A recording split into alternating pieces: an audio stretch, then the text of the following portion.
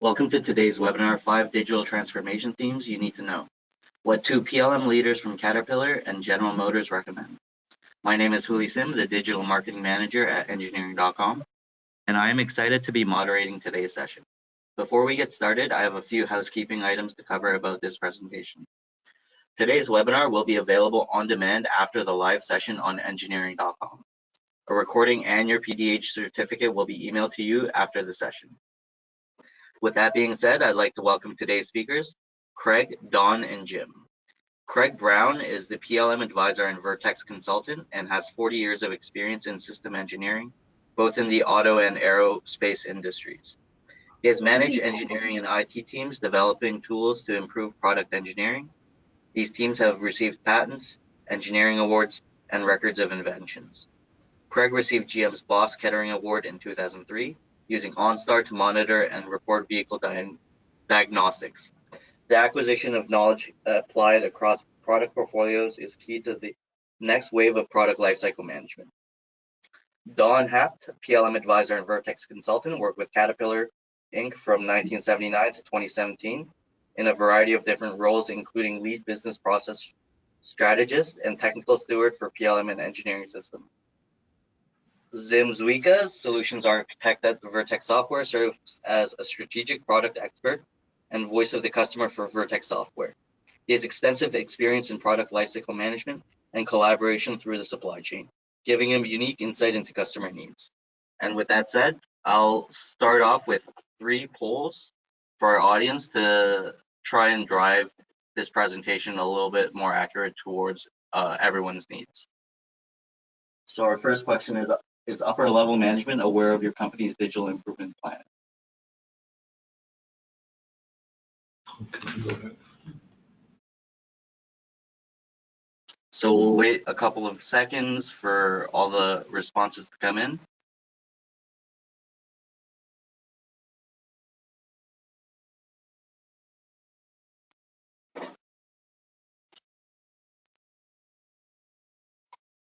Yeah, and we're just going to close the poll right there. Looks like 80% of the people have voted. And it looks like our audience leaves heavily towards the moderate, so 45% of upper level management is aware of the company's digital improvement plans. So let's move to our second poll.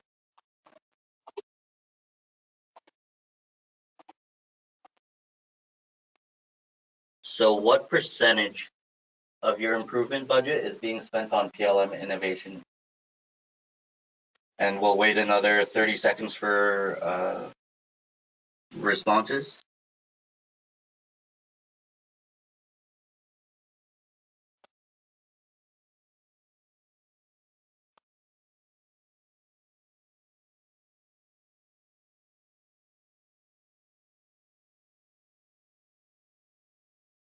Okay, great. So it looks like the vast majority of organizations has very low percentage of their budget for PLM innovation, or they're actually just not sure where their budget is sitting at all. And our final question,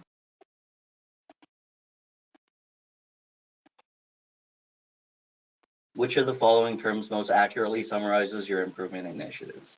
So digital twin, digital threads, digital transformation, digital enterprise, or product lifecycle management?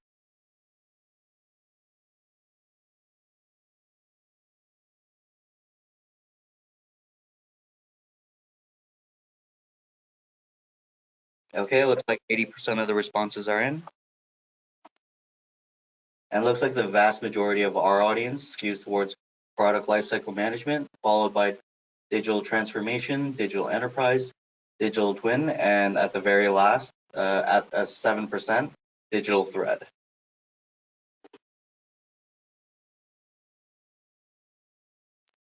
So with that being said, I'd like to invite Craig to lead us off in our presentation.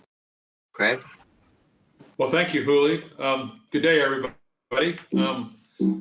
My colleagues and I are joining you from the Indiana Next Generation Manufacturing Competitiveness Center at Purdue University.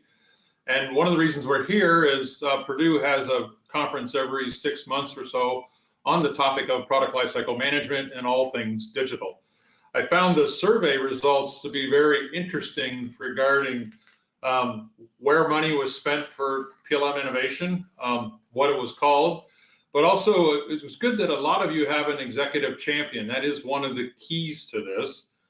For those of you that were in the not sure category, or you don't know where the money's coming from, the reason we wanted to talk about themes is how you rally support for funding as well as executive sponsorship.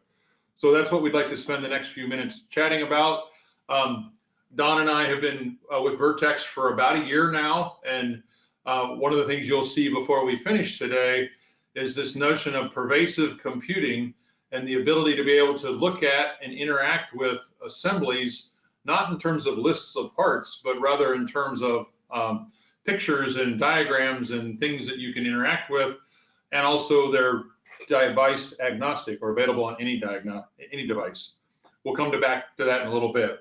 So let's spend a few minutes on why should you develop PLM themes. Well, you got to drive a strategy in a company, especially larger companies like the ones we've worked at. And one of the ways you drive strategy is deciding how to invest your money. It helps if you have a rallying cry, a few action statements that help you figure out what you should do. So one of the first ones is when you look across the ecosystem of your environment today, one of the problems we have is that people are disconnected. So connecting people might be a strategy we want to pursue. Everything we do in life is visual. We're visual creatures. It's partly why we have two eyes, is so we can see things in a stereolithic way. So the tools we use to make decisions about products, even to maintain products, probably want to be visual. Other people say it another way, which is just visualize it. And it's really the same theme. And so Don and I wanted to share with you the fact that we came up with different words, but we really mean the same thing. Another way to maybe organize your strategies is to talk about value of your company and how do you make it flow. Making it flow faster is a key to business success. And finally, another theme that I found rather by mistake over the years was a theme around apply knowledge. And we'd like to now spend a bit of time talking about each of these and why we developed them. So this is Don Haupt, and Craig and I actually we've known each other for I don't know, a number of years. At least a decade. At least a decade, and you know, there's a lot of value in finding colleagues around the industry to talk to help push technology forward, help push thinking forward, and kind of be game changers in what we're doing. And so Craig and I have had the pleasure of doing that for really quite some time. And the themes that we had in our respective companies were very similar, but how do you get there? How do you settle on these themes? And it's important, particularly when you're trying to change the way a company does business, or change the way that a company is developing and sharing information. You don't just go out and find a tool, because if you pick a tool that looks pretty interesting and does some cool things without any regard to what are you going to do with it, you're going to end up with a toolbox full of stuff that nobody ever uses because they don't know what it's for. And so it's important to understand, what are your processes? What are the pain points in your current processes? What is causing the most inefficiency? And as you're doing that, vet the technology against that. So once you understand what it is you're trying to do, then go find the tools that might help you do that. And then you define the projects as a result of what you're doing there.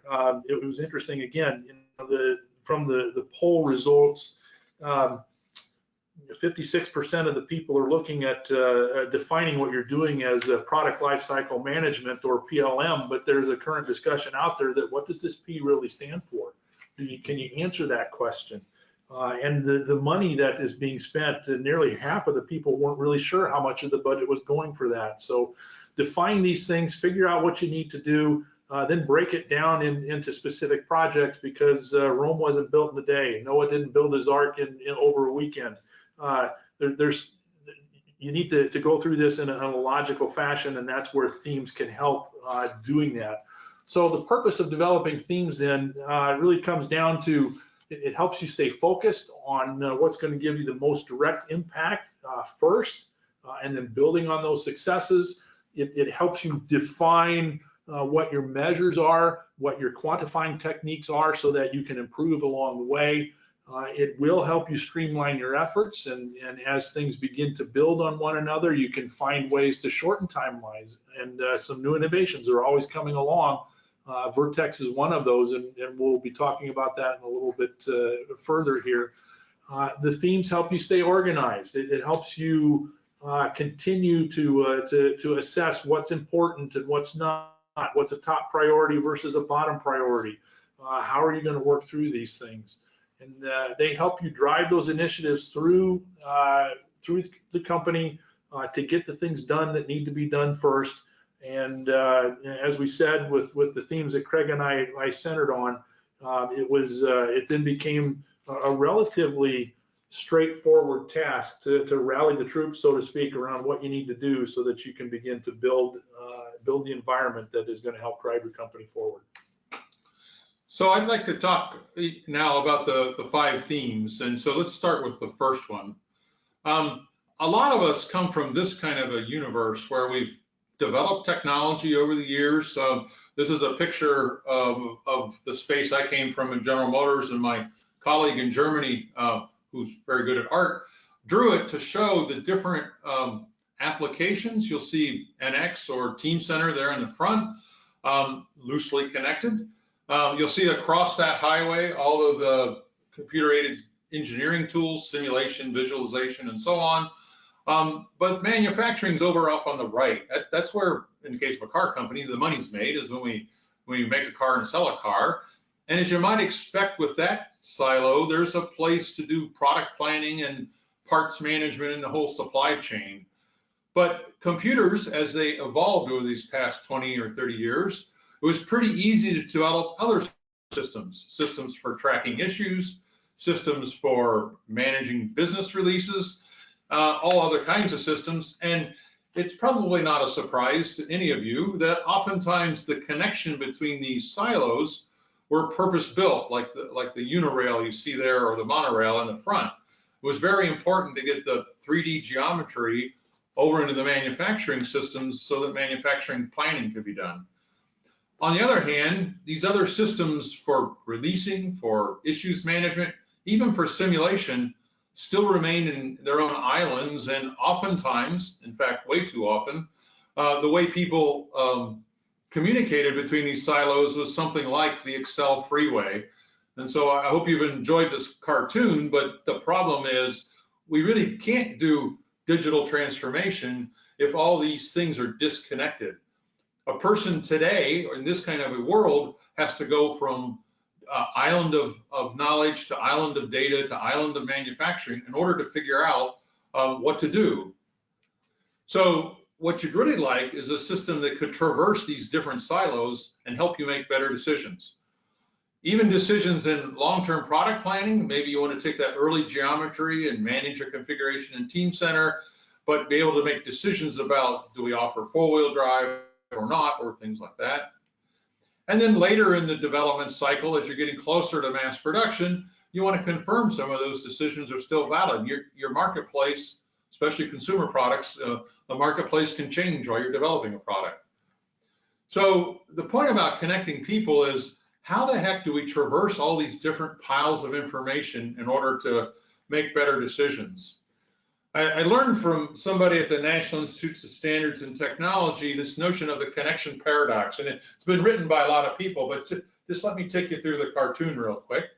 I wish I had parts that could communicate more easily because they're in these different silos.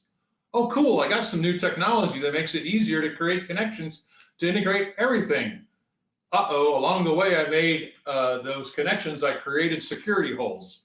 Does this feel like anything you've experienced? Now I got some other new technology that lets me put in these other barriers, these other containers, if you will. It lets me enclose arbitrary things in secure sandboxes. We have IT technology coming upon us that lets us traverse this cycle faster and faster. We want to connect people, but we want it to be secure. We want people to be able to make decisions based upon the information that's in their context. So if we were able to put together a logical model of all these relationships, we would find it's a graph of primary things and secondary things. But if I was just one role, say manufacturing, I probably only care about a piece of that data. And in fact, the blue graph, as you can see now, is probably what's in the manufacturing silo. And along the way, we got rid of the other information because while it might have been important earlier, it's not important for manufacturing. If I was a material scientist, there's probably a few common things with manufacturing, but there's a lot of other things that I also need to consider. And you could think of this as the fundamental properties of a material, or the logistics definition of material, which means material flow from contractors and so on. So the point is the contexts are dynamic and the viewpoints change based upon where you are in the product cycle. So this ability to connect people intelligently through the information in the different silos is one of the challenges. It's one of the reasons we made it a theme, was because that was part of the problem, is we wanted to value projects that helped connect people, help build, if you will, this logical graph so that we could then invest in those projects to give you a particular viewpoint. So connecting people is certainly very important. It's, as Craig mentioned, it's one of the ways that you break down the silos within a company, be it a large or a small company. These silos exist. And the larger the company, the more the silos, and the more you start to see that they might have the same name of the company on your identification badge, but sometimes that's the only thing in common that they've got. But so connecting people is critical, but what do you connect them around? How do you start to discuss what it is you're wanting to deal with? And making it visual or visualizing things is a key way of doing that. From my experience at Caterpillar and some of the legacy systems that have been around for a long, long time, the basic core tenet of it is metadata. Ones and zeros, letters and numbers, part numbers, specifications, things like that. And so if you went to look for something, that's where you started. And then you got the drawing or you got the picture of it and finally realized, oh, that's not really what I wanted to see. So you started your search over. We needed to flip that thinking on its head, which is where we came up with make it visual, so that people see things in context. They know what it is they're looking at. So they have an idea, yep, that's what we want to look further at. And you begin to then transform things away from this traditional bill of material, which is just a listing of part numbers that go into making a product in a certain hierarchical order, to a bill of information that is tied around what does it look like. And when you align the visual with the data that's there, you begin to have a more complete picture. You start to transition away from copies of copies and copies of things in multiple systems to having true master data. What really is the data that goes along with this thing that we're looking at? And when you have that type of environment in place, when you've got something that is visual, now you have in place the ability to do things that have really become commonplace in most companies: virtual design reviews, market quality renderings of the product that you're trying to put out there. Caterpillar in days of past, they would build a machine just to take pictures of, because that's the only way we could visualize it to put on sales brochures. But the technology is in place now, and we understand what visualization really works. We can now do that virtually and be able to put a machine in the context for a specific customer. It's not just engineering that benefits from this. Virtual builds, virtual manufacturing, virtual processing, all of that is a big player as we go forward. And so then that sets us up to do what was the next theme that we used at Caterpillar, which was make value flow. How do I get value to flow through my company? If we're all looking at the same thing, if we know that we're looking at the same information, how do we link that bill of information from as common a source as we can make it to all parts of the company that are a part of this value flow? And that's really everyone. The visualization technology is not just for engineering. It's not just for manufacturing. it's for marketing, for customer service, for production, for even accounting and purchasing to be a part of. And so you begin to leverage all the tools that you have in place in order to make value flow, in order to have your value streams as efficient as you can make it, all based around being able to see what it is you're working with and know that you're talking about the same thing.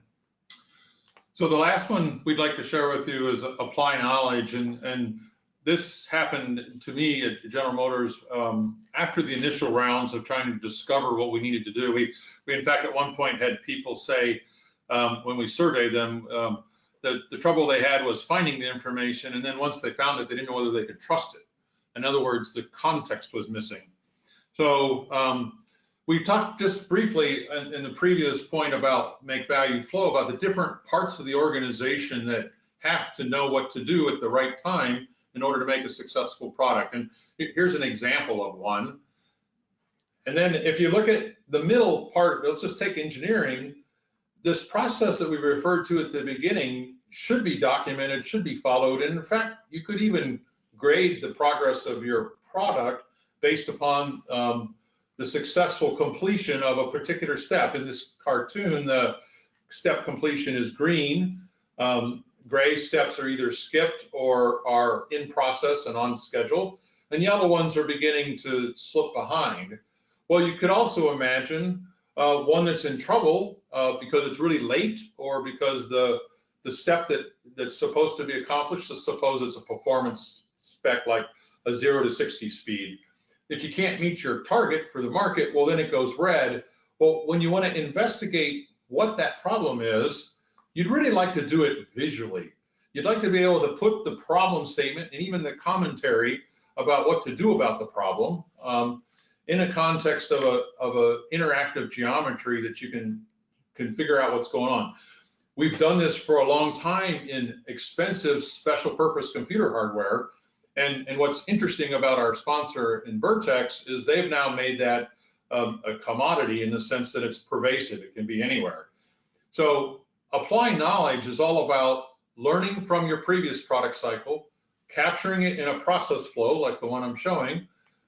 Each step has got specific inputs and specific outputs and specific things you got to do by specific times. And when you get in trouble, you'd really like to have a conversation with the other key people that can help you in the context of the visual bomb. So I hope you've been able to capture in the comments that Craig and I are making that PLM is really an important topic for literally every company and every industry, regardless of how big or small you are, to embrace and figure out how can I leverage this to help me get done what I need to do. And I kind of jokingly said earlier, you know, nearly half of the people were saying they would define their transformation projects as product lifecycle management, but PLM, what's the P stand for? Product is actually good. I like that one, but then the argument becomes, well, which product are we talking about? Engineering's product, manufacturing's product, or somebody else's product? At the end of the day, it doesn't matter. PLM is inclusive. This is one of the arguments that is debated day in and day out, but we have to understand that PLM is inclusive virtually for every part of the organization. And it requires that you have tools and disciplines in place to do it, and that they are integrated so that the information flows efficiently from one end of your value stream to the other. There isn't one tool, there isn't one process, there isn't one thing that you can implement that's going to give you a PLM environment. So you need to be figuring out what's going to work best for you, and keep preaching that message that integration is key. And if we do that well, then the information will flow seamlessly. And you know, like Craig and I were describing, the themes that we settled on are the ones that resonated within our companies. For the company that you represent, there may be some other words that you'd want to choose, but you need to find those common rallying points that will help get accomplished what you want to do. The other thing I mentioned was technology is a key part of this. You know, we need to lead with process, understand what your process is, what are the pain points, how are you going to fix them from a process perspective, but then you need to go find what are the technologies that are out there. And part of the task that Craig and I had in our roles at GM and Caterpillar were to be looking for tools and technology that would help enable what we wanted to do. And we've described why it's important to do that. The strategy to get those things implemented is a topic for another day.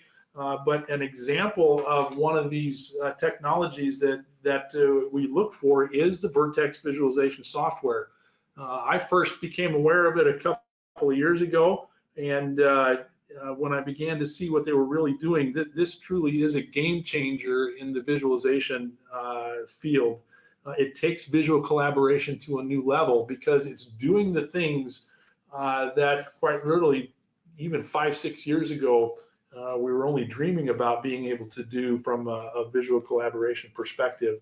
It's leveraging cloud technology. It is device agnostic. It doesn't care who you are or where you are. If you've got a device that can show a visual picture and you can hook up to the internet, you're golden. You're in. And one of the things that really spoke to me as I began to evaluate this is that it worked. It worked very well. It did what it was advertised to do. No ifs, ands, or buts.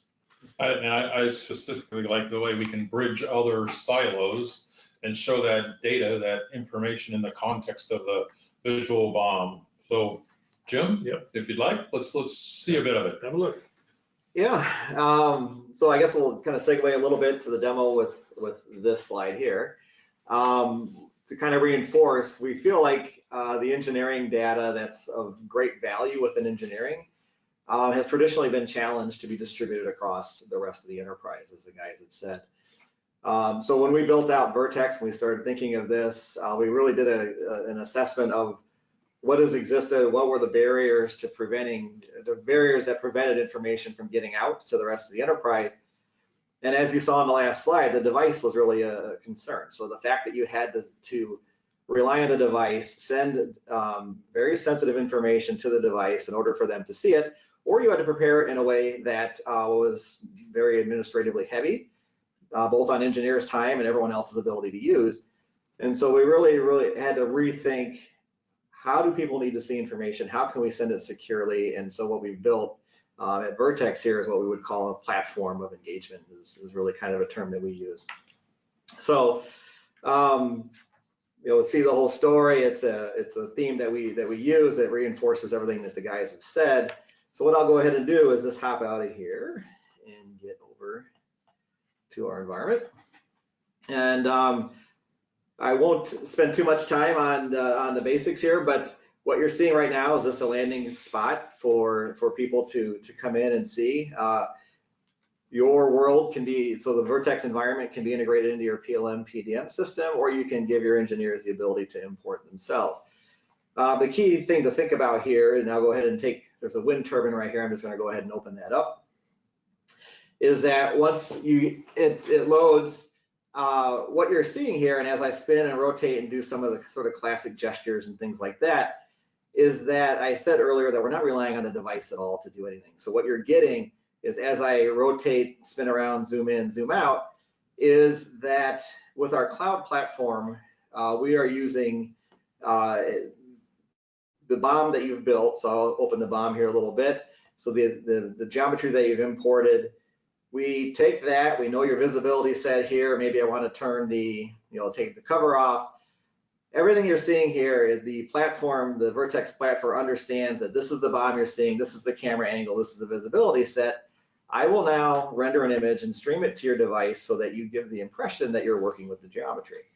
But what actually is happening here is all you're getting is a stream of images that let you feel that you're working with it. But in fact, nothing's happening. There's no onus, there's no demand on the device.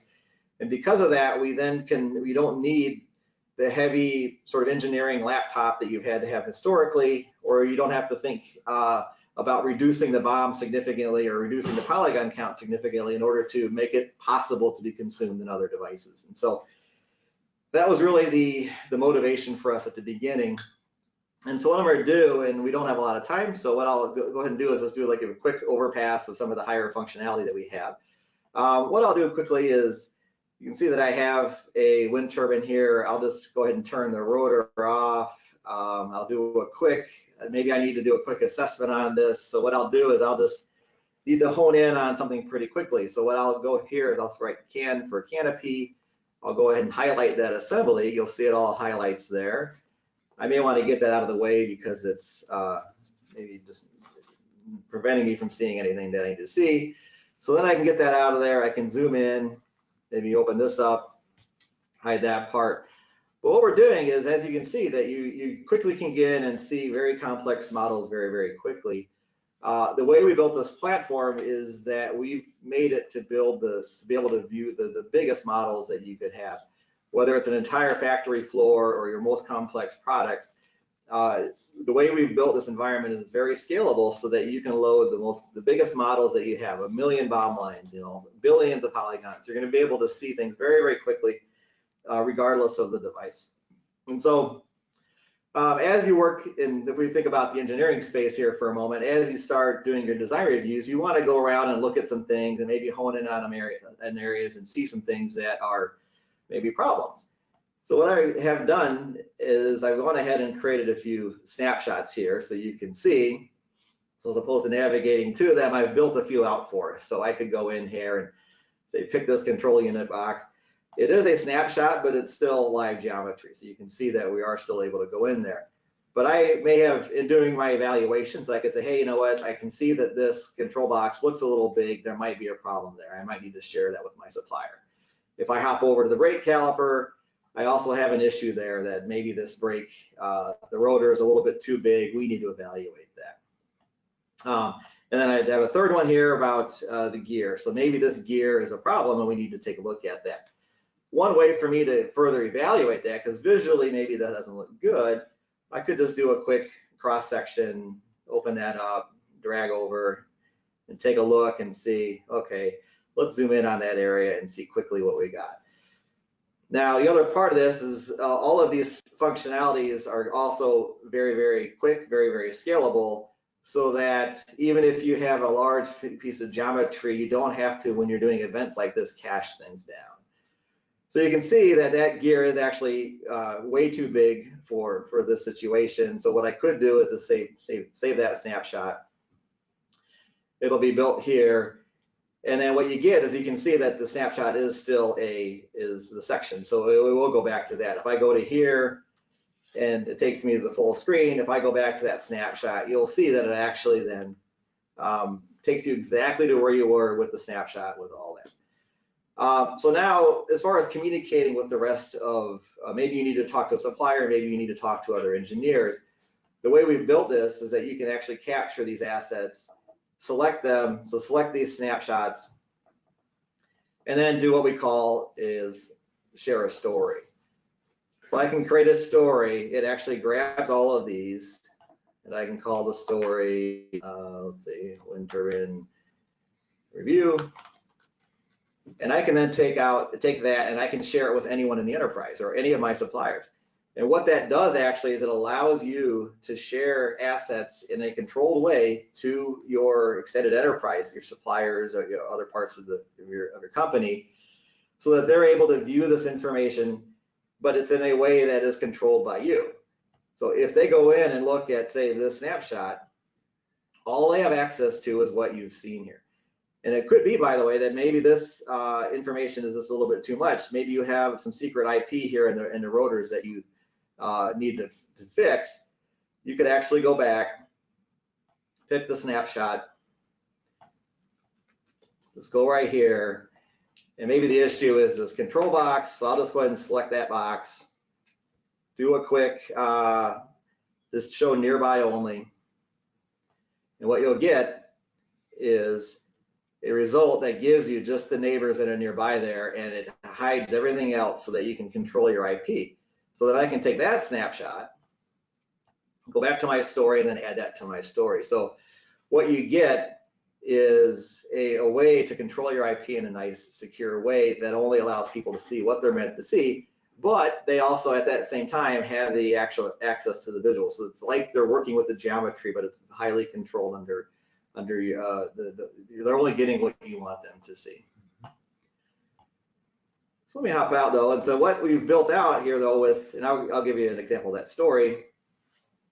So here is the story, and here are some of the things that we've selected. So I can go in and look at, say, this one here. I reduced down this bracket here. So maybe all of this area around here was highly sensitive. I did a little measurement there so that the supplier could see what was going on. They're only seeing what they're allowed to see, not only there, but actually here as well. So I can take the BOM, that big BOM that you saw before has been reduced down only to show the content that you have within the visible space of this scene. And then I, as the supplier, can say, okay, I see it, I'll fix it. And so you can have a live comment thread there where you're able to look at all of this information. One other thing I want to show is I'll bring up quickly, maybe I needed to share this with my supplier. So I'll kill two birds with one stone, show you this is my iPhone right here. This is his shared environment, his workspace. Here's the wind turbine issues that we created. And you'll see here's all the geometry. I can go back to that one snapshot that we just did there. You'll see that's it. I can actually move it around just as easy as I could on the computer. And I can see, okay, I'll fix it. Say, thanks. I'll check it out. So you're able to do a live collaboration with the, back and forth with whomever that you are working with so that you can always see the latest, greatest on this. Now, the key here, though, is that you want these to be living objects. You want things to be alive. So at some point, you're going to have a new version that you want to be able to see. So I can go here and I can say, the wind turbine, let's view the versions, and I will have updated a new updated version. So we'll go ahead and open up. I'll go ahead and, oops, sorry about that. I'll hop back to the camera tiles. You'll see here, everything's here. We can start here. So this is actually a version 2. So everything that you created before is a living object. I can now go back into all of these areas, and I'll go ahead and pick this right here because this is the one we were looking at. If you recall before, we were way over, but since this is version 2, now we have version 1. Or this is version 2, we had version 1 before. And I might, just out of curiosity, want to go, well, you know what, I'm kind of confused. I want to make sure that we're good here. So I can go back and then I can see this was version 1 before. This was the trouble we were having. You've given me version 2. Let me look. And now you can say, okay, yeah, this looks better. But these are all living objects. It takes you right to the visibility state that you were before. And it allows you to quickly collaborate without having to do a lot of extra work. And again, everything's under your control. You've only given them a right to view visuals. You can share or unshare at any given time. And you can also then control what they get to download. So a couple other areas we've talked about extended enterprise. What I wanted to show next is the ability to have the assets that are, that have been traditionally locked in engineering and available downstream. And so one way you can do that is we have an embedded viewer at Vertex. So as opposed to marketing asking and begging maybe engineering to please prepare a bunch of step files for us that we can then have, what you can do is literally just share the assets with downstream with marketing. So you could have, say, company name here, and maybe I'm in a compatibility configuration sort of scenario where I would want with a tower. Maybe I want to go and select things and put a tower. Maybe I want the premium blades. Maybe I'll put a cover on it and maybe a wind vane, for example. But what you're doing here is while you're going through a buildability study that could be externally facing to a customer, it's literally pulling assets straight from engineering, and you don't have to do any special prep. They still are using the same, this is all powered through Vertex. So they're consuming the same information that engineering is releasing in a controlled way. But as opposed to prepping it all for consumption in a completely orphaned off area, you're able to view it essentially live under the control of everybody. And then one other use case that we have, and we were talking about Internet of Things, digital twin, with the environment and the platform that we built, all of this data can then have event-driven manipulation to it. So for example, you have a factory floor here, you've had some digital twin data coming in, I can actually step through geometry or step through these data streams here, and you'll see that the colors change based on maybe some event-driven sort of data analytics. So it allows you to focus in and hone in on areas that you need to pay attention to. But as Craig said earlier, we're all visual creatures. If you have a huge table of data here, then you have to go figure it out. But if you're able to take the data and then align it to visuals, it helps you focus quickly in a way that makes you know where you need to put your time in and do things in a really nice way. And in a modern factory, it's all color coded, right? So you go focus on orange first, possibly red if it's in the value stream, and then let the rest of the operation go. Move your cursor a couple lines. But a few hours later, it could be a different place, right? And so being able to see this visually in the context of flow, material flow in this case, is really helpful in making decisions. Yeah, and so the whole point of this was to take the assets that everyone's spending millions, hundreds of millions of dollars to generate, truly make them available outside of more of use within engineering, and then also being able to get them easily accessible to the rest of the enterprise or to outside your company in a nice and secure way. And so, yeah, I mean, I guess one final point is oftentimes you'll hear of companies that have built environments like this in the cloud, but there's tends to be scalability issues where, you could put a ton of money into the hardware, even though it's in the cloud, you're getting a huge hardware bill because of the heavy GPUs that have traditionally been required to do this. The way we build this actually is we don't use GPUs at all in our environment. We have a nice, very reliable, predictably scalable CPU solution that allows you essentially to do limitless polygon size, limitless BOM size, and most importantly, limitless users. So you could have 10,000 concurrent users in here. They're all going to get the exact same experience, no matter the device, as others, because we built this out in a way that isn't as hardware dependent as the solutions traditionally have been. Yeah, so imagine you're the PLM leader. You've got your PLM themes around connect people, visualizing it, applying knowledge, making value flow, and then you find out that somebody has come to market with a solution that can scale and does not require special hardware. If a chief engineer at a big car company saw this and they said, cool, I can have that on my phone, that means I could be anywhere in the world at any moment and be able to see what was going on, they would be all over the IT department to get it tomorrow. And so I think this is a responsibility of a PLM leader, is to be aware of where technology is. It's still important to know your process first. Don't get overly excited about technology. But then when you see a game changer, you've got to ask yourself, where would it plug in? It wouldn't just improve engineering, it could improve lots of the company, from sales and marketing to manufacturing to even the service environment after you've delivered the product. So themes help you realize how to apply technology when you find it, but just because you found it today doesn't mean you shouldn't keep looking. And one of the hardest things to do with your silos is to say, this technology has overlived its usefulness because some new stuff has showed up. I think the next generation of engineers and technicians are going to demand pervasive computing, and it's becoming cheaper every day. It's really something you have to pay attention to.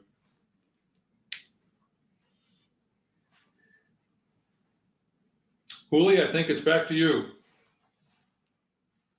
All right, I was just muted. Thanks, Jim. So let's jump straight into Q&As. So our first question here we have, what are some of the things that I can do in my company to encourage other departments outside of engineering to buy into PLM? And I'll just open it up to the entire group. Yeah, so this is Don. I'll take that. It's a very good question because in my experience, because PLM usually starts with engineering, it gets labeled as an engineering only tool.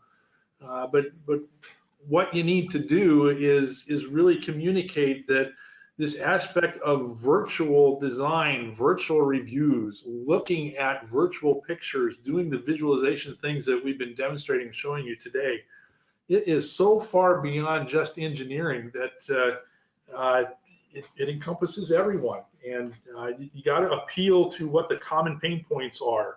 So for example, from a manufacturing perspective, they're usually hollering at engineering because they never know about the changes that are coming down the path, and they've started on one way and then you change something and they've got to redo it. well, here's a technology or the aspect of making things visual and making value flow. If everybody's engaged with the same information, it's helping everyone along the way. So some of the pain points that are there are common across the company, and you find out where the common ground is and begin to tear down the silos and the walls that way. I would add to that, you've got to find a sponsor. Either that's somebody who's renowned within the company, or you've got your own track record and they let you run with it for a bit. And so, you know, I encourage some of you that maybe aren't PLM leaders to become a PLM leader. I wasn't for 25 years of my career, and then I became one, partly because I just couldn't imagine that we couldn't break down these silos. When we did our first surveys over a decade ago now, people couldn't find the information, and when they did find it, they didn't trust it. I mean, that was just an interesting conclusion. How could that possibly be in this modern age of computers? And then you found out, well, because we had too many computers in some sense. That's how we built so many silos. And so as we evolved beyond that, our first confidence builder was building effectively, we called it Smart Search, but a form of Google search within the company. And at the time, people were just surprised that we could do this. That was our first bridging of the silos, if you will. It gave us our chops to be able to go off and do other things. So maybe my other suggestion would be start small, but make it a pain point. What's the most common pain point across the company, and deliver.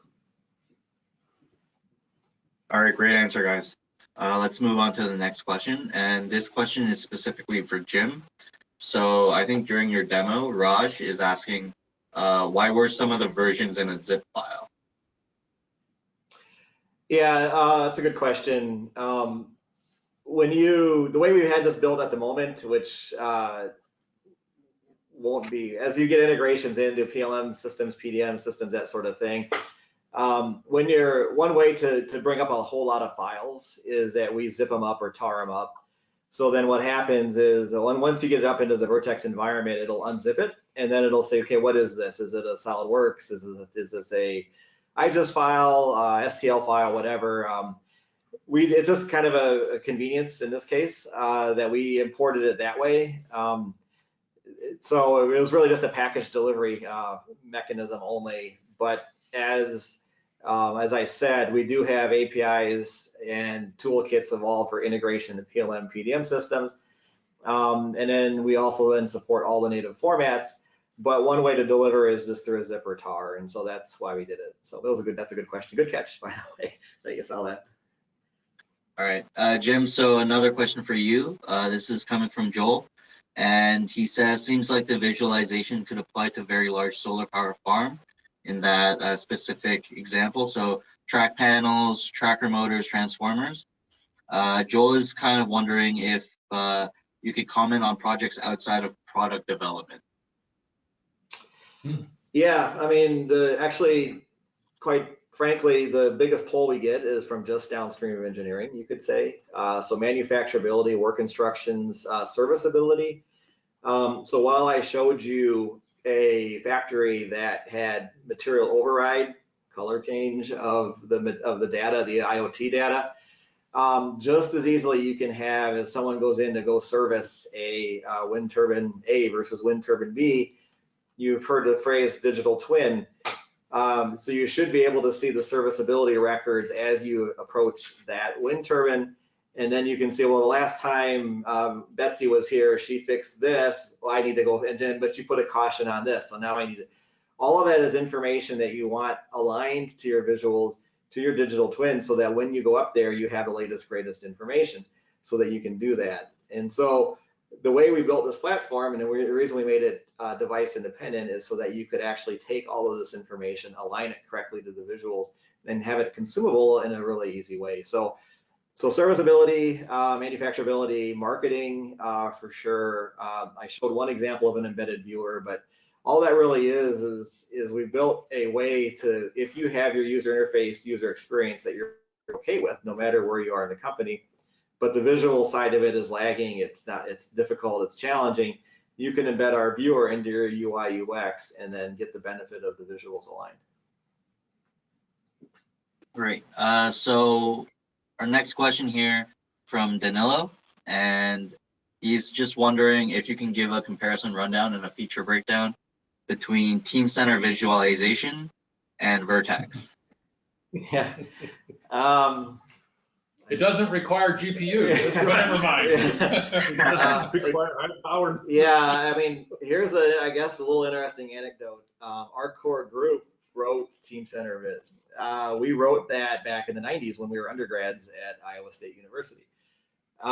We know that we're pretty proud of that tool, and it's had a really long life.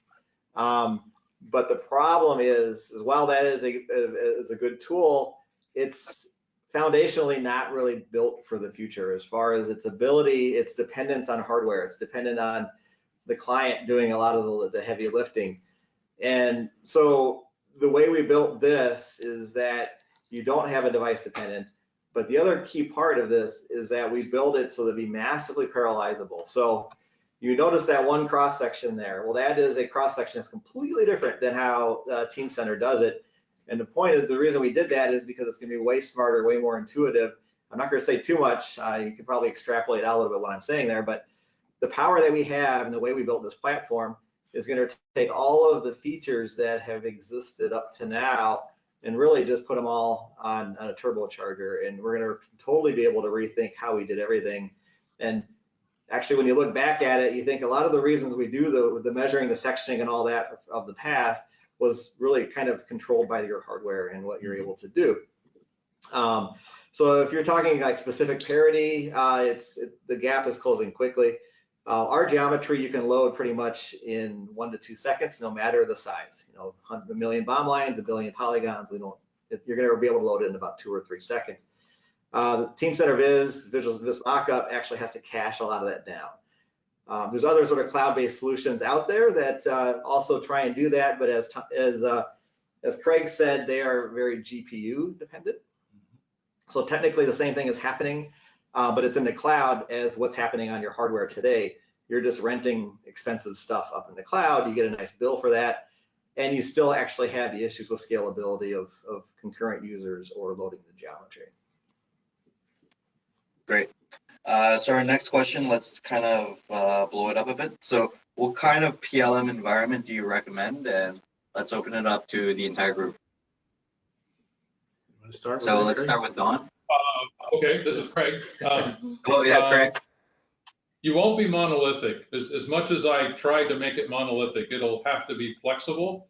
And there are people developing technology now that make it easier to not so much plug and play, but to be a set of construction pieces you can put together. This does mean that you need a department in your company that's capable in putting these pieces together. So I would leave you with flexible.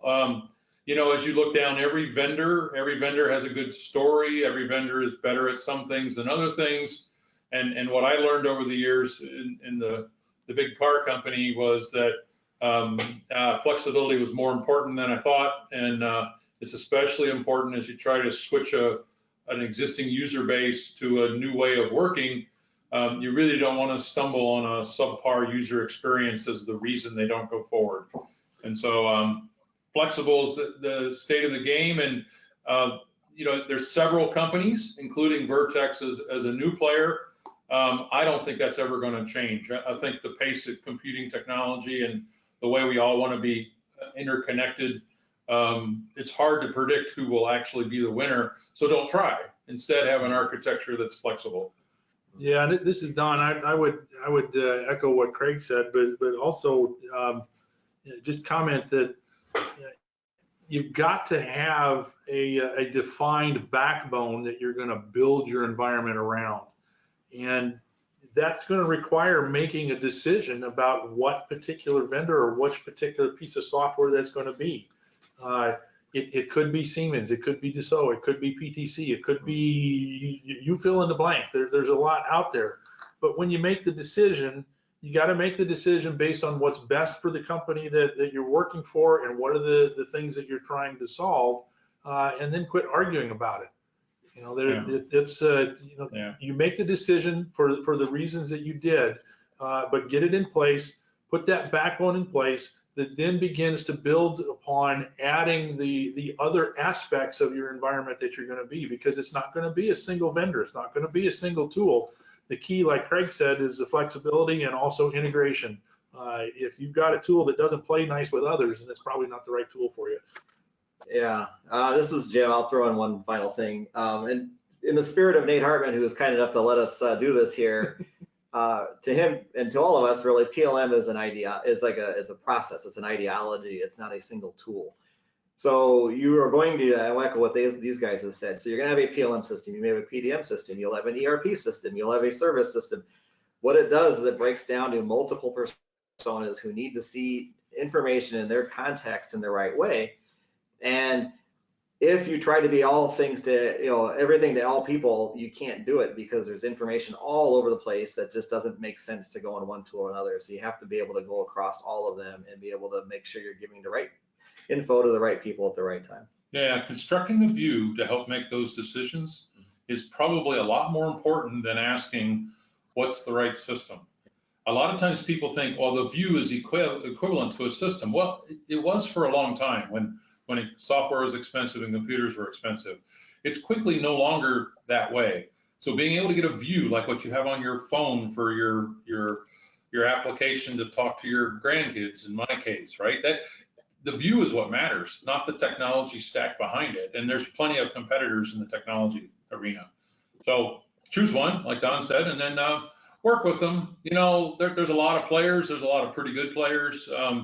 It might be more important to choose one and stay flexible. And when you see a new technology come along that really is earth-shattering, well, then embrace it. Don't say, oh, you're not my current vendor, I don't have time for you. That's a good point. Okay. Great answer, guys. So we have one last question from Joel, and I believe half of it was already answered in your last answer.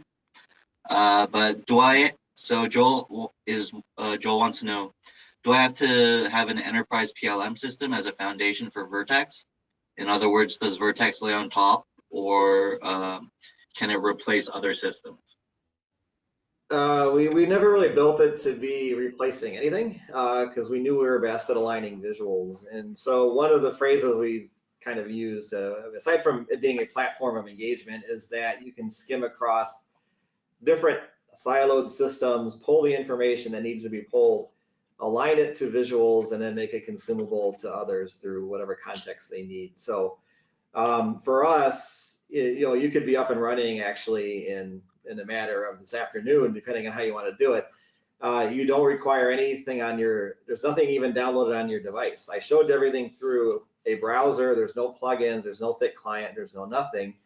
All you need to do is really get subscription to the environment, and there's you get a subscription and you're up and running. You start importing and you're ready to go. You don't have to do any coding. There's no real authoring sort of tools that you need to do.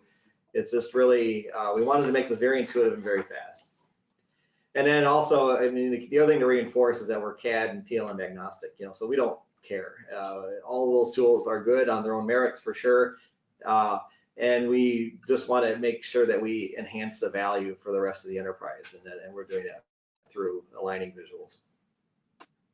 Okay, thanks, Jim. So that's all the time we have for today. I'd like to thank our presenters, Craig, Don, and Jim, our webinar sponsor, Vertex, and all of you for your attention, and I hope to see you all at the next webinar from engineering.com. Okay, bye now.